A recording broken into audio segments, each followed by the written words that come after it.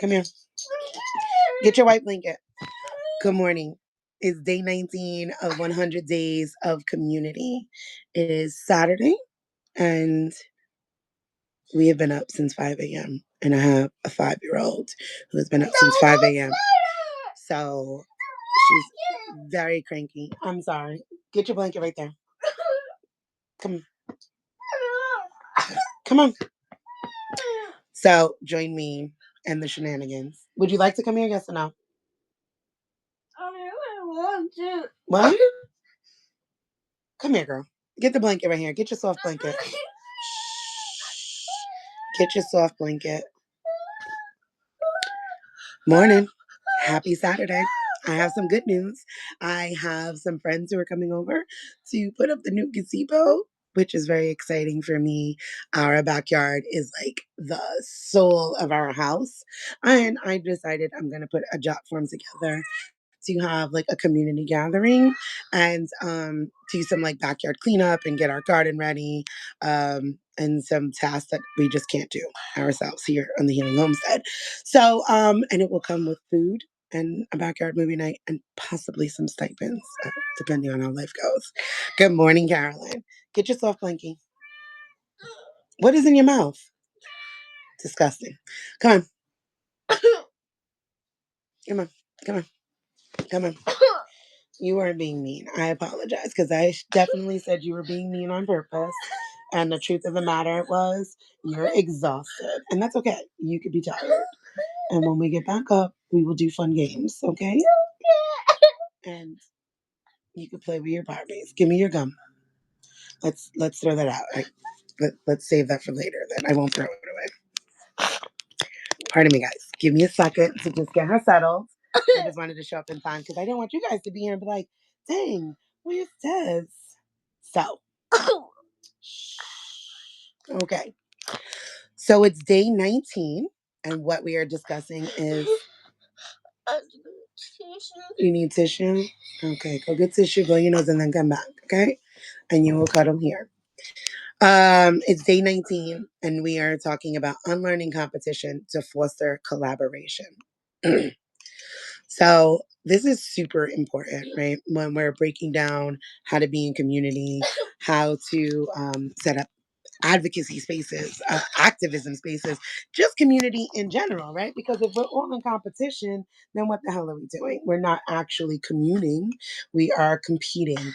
And that is a prime tenet of supremacy culture. It wants that, and it keeps us disconnected. We have to constantly remember that supremacy culture exists to keep us disconnected, to keep us blinded, right? Just like constantly dissociated from self and from others. So with day 19, and as we're talking about unlearning competition to foster collaboration, 3 points, right? Oh, thanks. One, supremacy culture breeds competition over collaboration. Two, collaboration amplifies collective power. Yummy. Three, unlearning scarcity to embrace abundance. And now that one can sound a little bit like, oh, this is not the spiritual bypassing. This is not saying that capitalism doesn't exist. This is a different sort of abundance mindset. Morgan would like to say hi. All right. I was being mean to her because I told her that she was being mean to me on purpose. And I've forgotten that she is 5 and has been up since 5 o'clock in the morning. And so being a little shit is pretty on par when you have not had enough sleep. So she's going to hang out here with us today, and go to sleep. She was feeling really bad. And I'm sorry about that. She was like, you don't love me. You only love your other kids. She's also very dramatic. But I want her to know that I love her very much. I'm telling you and the whole wide world on live. Okay? Okay. And, I need you to recognize when you're tired. Even Tiffany says, she says, I'm a shit when I haven't had enough sleep also. I am also a shit, right? I am, and I am a raving lunatic if I haven't eaten. If you catch me hangry and tired, fucking lunacy going on. So, all right, I'm going to get back to working. You could lay here and go night night. Okay. Or at least lay here and regulate. Okay. So I added a little bit more, right? Because I like to work in these three aspects of home, work, and self. Those are my three pillars of decolonization. Um, Thank you. Reverend David said he also totally relates. See, you're not alone, kiddo. Um, so as my amazing business coach, Kay Coughlin, reminds me, you have to do the thing before you optimize. So here I am, optimizing day 19. And you guys let me know if you enjoy this structure better. And I also would like some feedback if you want, in the comments. So, day 19, one, supremacy culture breeds competition over collaboration. Supremacy culture pits people against one another to maintain division and control by forcing. I also have been up since 5 in the morning, and the brain is just not braining. By fostering scarcity mindset, it discourages collaboration and solidarity. If you guys follow me elsewhere, no, we're not going to hit the cats. If you follow me elsewhere, very specifically on Facebook, I've been talking about solidarity for like the past decade. I'm like, we don't need allyship. We don't need X, Y, and Z. We need solidarity because solidarity brings people together, even if you do not have certain ideologies, even if you're voting in different ways, right? You have different religions and all. Like solidarity says, fuck all of that. We have a commonality here that we need to get from underneath, and we need to do so by working together, right? We may even walk away from each other when this is all done, but at least the solidarity brought us together to undo the mess that we're in, right? So it's kind of like I saw this like reel the other day on Grey's Anatomy. I never watched the show, but it was like there was like a very like white supremacist, like swastika wearing dude, and the black doctor. Don't know these people's names. Like operated on him, right? Like which is wild and amazing and a beautiful thing. And the team was like really just against this, but they came together, and that's solidarity. They came together, did what they needed to do, and then we're done, right? Nobody's saying you necessarily have to be friends thereafter. It's quite okay to maintain whatever you need to do away from me afterwards. But solidarity says there's an issue that's going on that we need to come together to work on and do so together. No, I don't want you on the phone. I need you to try to rest, okay? So, as an example, and I'm going to give you three of them in the home, in the work, and within yourself. As an example, sibling rivalry. It's often encouraged through comparison. Who gets better grade? Who behaves better? This competitive dynamic can strain sibling relationships and prevent collective problem solving as a family unit. My kid's school um, has a clip up, clip down. I'm like, whatever you guys think is working. Like, some of them will come home. Erin was the one who stayed home the longest. So Erin doesn't give a damn about any of the things. Like I came home on blue, yellow, whatever. Morgan was the one who matriculated from daycare straight into school. That's my first kid that ever did it. Usually I homeschool. And they go into school like around 8 because I'm like, nah, that's probably where my capacity is. That all being said, I don't compete like, oh, well, Morgan came home on blue and you came home on yellow. First of all, I think it's all ridiculous and we have a clipboard for teachers here. Because like if you clip in my kids, they're gonna clip you too. Because maybe you weren't the best version of yourself either today. Because as we have discovered, if we don't have enough sleep or if we don't have enough food, we could all show up and be little shits. And you're asking a bunch of children to regulate in a space where they're supposed to be quiet, not talk, not actually be children. But that's a story for a whole other day. So I don't force the competition, right? When we go bike riding, right?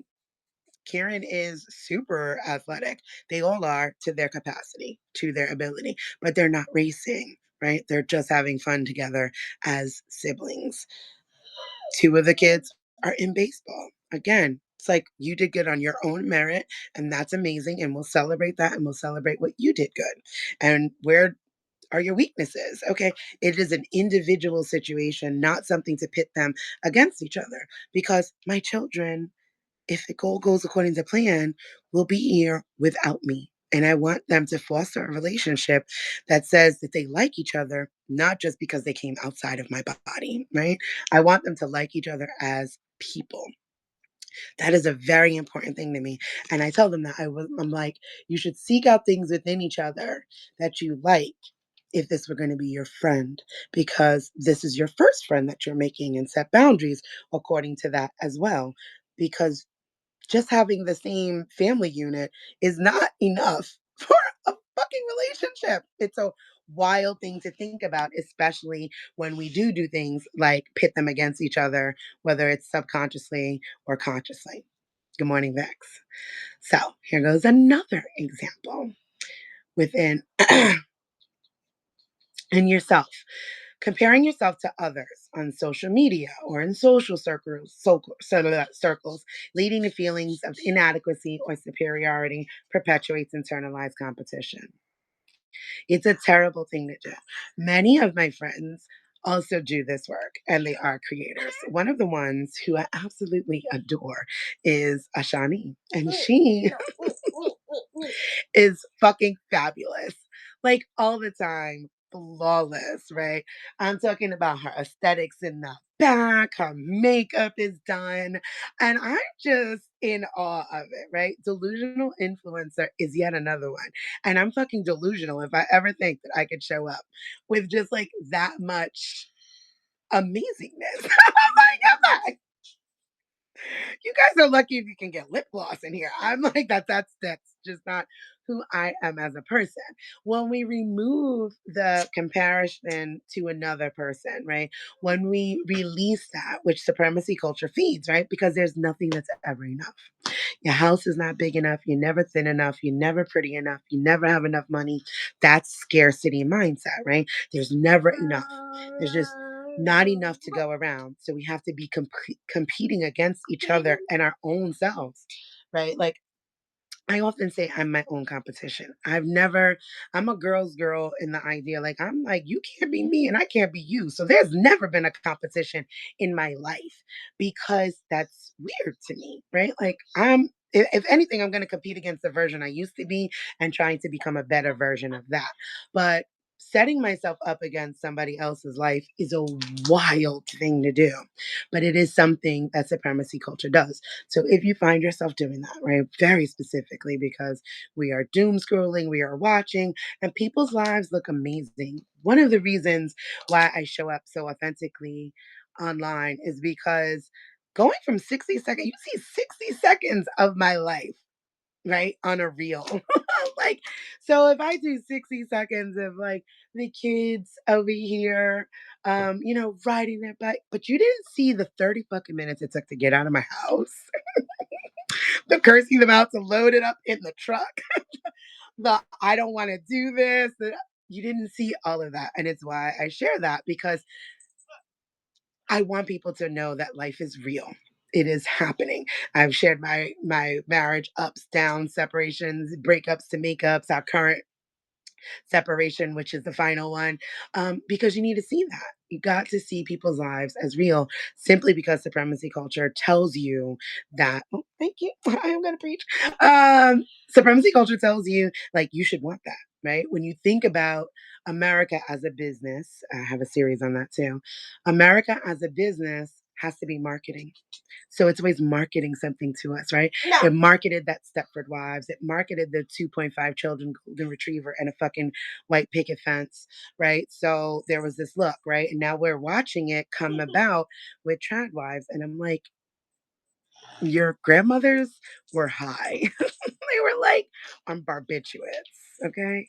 They used coke to get up, barbs to come down, and they were getting their ass beat in the kitchen if that roast wasn't ready. I need you to be fucking for real, okay? Even the ads from the 1950s, in their cartoonish sort of way, was literally your grandfathers spanking your grandmothers. Let that shit go. It's not real, and it will keep you in a whirlwind of why am I not enough? Let it go. You are plenty, you are enough, and your life is amazing as is. Okay? There's always plenty more. Good morning, Amy. Tiffany says, this is why I appreciate your authenticity. Thank you. It's like the best way for me to show up for you guys, right? Is like to show up for me as me. That's what I can offer. So I give reframes in here, but I'm gonna add that into the article. This is what I mean about optimizing. Because more than just preaching at you guys or talking to you, I've always been the person that's like, okay, tell me what to do, right? What can I do? Because it should be actionable steps. People can be out here telling you all kinds of shit. We all know it's fucked up. Like there's no surprise, surprise. What? We know that. What can we do to change that? But I am trying to keep it to a half an hour. However, I'll put a little thing in there if you guys want to go longer. That's fine too. But in the article, the reframes will come. Another example was in work, hoarding information in the workplace, withholding resources or tips that could help others succeed because of fear that sharing would make you less valuable, right?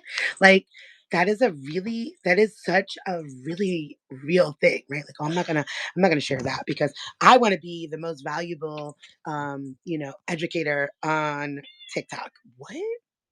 I want to be the best writer. I literally started a group on Facebook when I was like, oh, moving from TikTok to Substack, it's free. And I'm just sharing my journey, right? Because I'm like, hey, by the way, I just realized that this shares to YouTube and now YouTube is trying to monetize me. That's pretty awesome. This is the community that I'm creating. Like, because I want to see all of the people. I want people to, if we could get one on one mentorships on how to dismantle supremacy culture, that would be beautiful, right? I don't want to be the end all be all. That is not good. And again, it fosters that scarcity. If I give this information away, there's not going to be enough people to listen to me. There's not going to be enough people to pay me $8 a month for my Substack. Right? That's not true. Well, it's just not even mathematically true, but let alone emotionally, mentally, energetically. Shady, I need you here. I need you resting your body. I know you want to get the cat, but I need you here resting your body.